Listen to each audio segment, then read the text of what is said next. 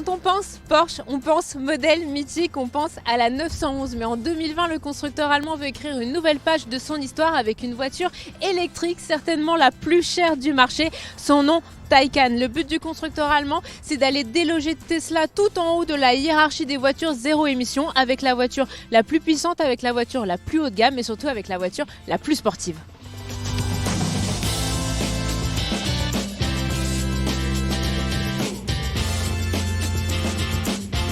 Comme cette voiture est une sportive avant d'être une électrique ainsi que le définit Porsche, nous sommes au Porsche Experience Center au Mans pour pouvoir tester toutes les performances et toutes les possibilités de cette voiture sur piste. La version la plus puissante, celle que nous avons, la Taycan Turbo S, affiche 760 chevaux et elle peut abattre le 0 à 100 en 2 secondes 8, une des performances les plus folles que nous avons pu tester cette année sur une voiture.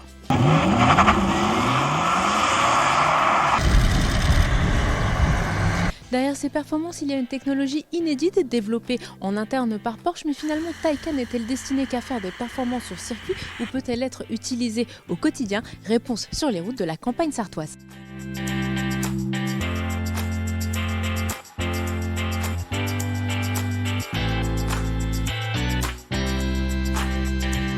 Face à Tesla et pour conquérir une clientèle un peu plus jeune, en effet les clients qui ont commandé Taycan ont plutôt une cinquantaine d'années, quand ceux qui achètent la gamme Porsche plus classique ont plutôt 56 ou 57 ans. Le constructeur allemand a misé sur les technologies. Alors je ne vais pas vous faire tout le catalogue d'options qui, comme toujours chez Porsche, est extrêmement long, mais en fait nous il y a deux éléments qui nous ont marqués. Tout d'abord c'est dans l'habitacle, en fait ce sont tous les écrans. Au total on peut en avoir jusqu'à 5, il y a notamment un très grand écran derrière le volant avec des commandes tactiles sur les côtés.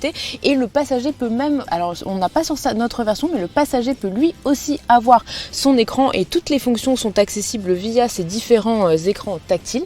Une seconde innovation nous a séduite, elle se nomme Functions on Demand. Le but c'est de pouvoir acheter des options directement en ligne via l'écran du véhicule ou via son smartphone avec son application Porsche. Alors aujourd'hui le catalogue est extrêmement limité, on est au lancement seulement de la voiture, mais par exemple on peut mettre à jour les feux matriciels, mais demain Porsche promet qu'on pourra aussi par exemple aller jusqu'à une reprogrammation de la cartographie moteur. Finalement je pourrais peut-être acheter demain plus de puissance directement via l'écran de ma Taycan. Alors au volant de Taycan, on a vraiment l'impression d'être dans une berline de luxe, enfin c'est ce qu'elle est de toute façon. La voiture est quand même assez grosse, on a pratiquement 5 mètres de long, une voiture de plus presque 2 tonnes 5, donc ça fait quand même un très gros véhicule, mais avec la puissance électrique finalement à conduire, on est vraiment dans une voiture assez joueuse, très confortable, mais pour les amateurs de voitures électriques, il y a quelques petits éléments qui vont un petit peu peut-être les surprendre.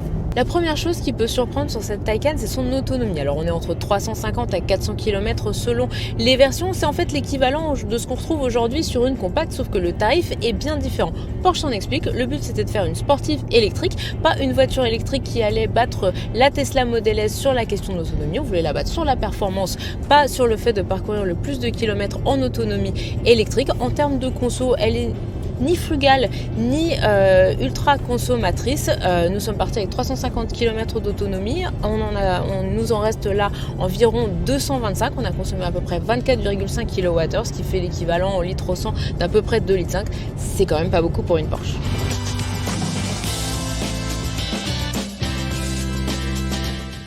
L'autre élément surprenant sur cette Taycan, c'est son système de récupération d'énergie au freinage. Mais en fait, il n'y en a pratiquement pas. Toujours parce que Porsche a conçu une sportive électrique en priorité et pas forcément une voiture électrique du quotidien. Alors, il y a un système de récupération de l'énergie, mais il fonctionne de manière très très légère. Le mieux, c'est finalement de la laisser gérer elle-même et on n'a absolument pas possibilité de faire comme sur d'autres modèles de constructeurs généralistes, ce système de conduite à une seule pédale où on ne conduit qu'avec l'accélérateur et où la voiture s'arrête pratiquement en décélérant. Pour Porsche, c'est pas un mode de conduite efficient pour une voiture plutôt sportive. Il ne l'a donc pas installé sur cette Taycan.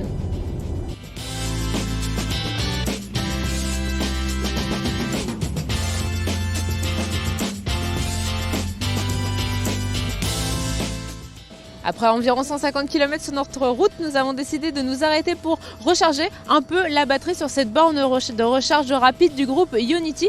Porsche fournit une carte qui permet d'accéder avec la voiture à environ 80% des bornes de recharge publiques en France, dont ces bornes de recharge rapide. Alors il suffit de brancher le véhicule, de se connecter avec la carte, et comme Porsche est membre du réseau Ionity, en fait nous ne paierons pas 79 centimes le kilowattheure mais 33. Là notre voiture a déjà reçu pratiquement 16 kWh. On va attendre encore un petit peu, mais il faut environ pour recharger 80% de la batterie 25 minutes.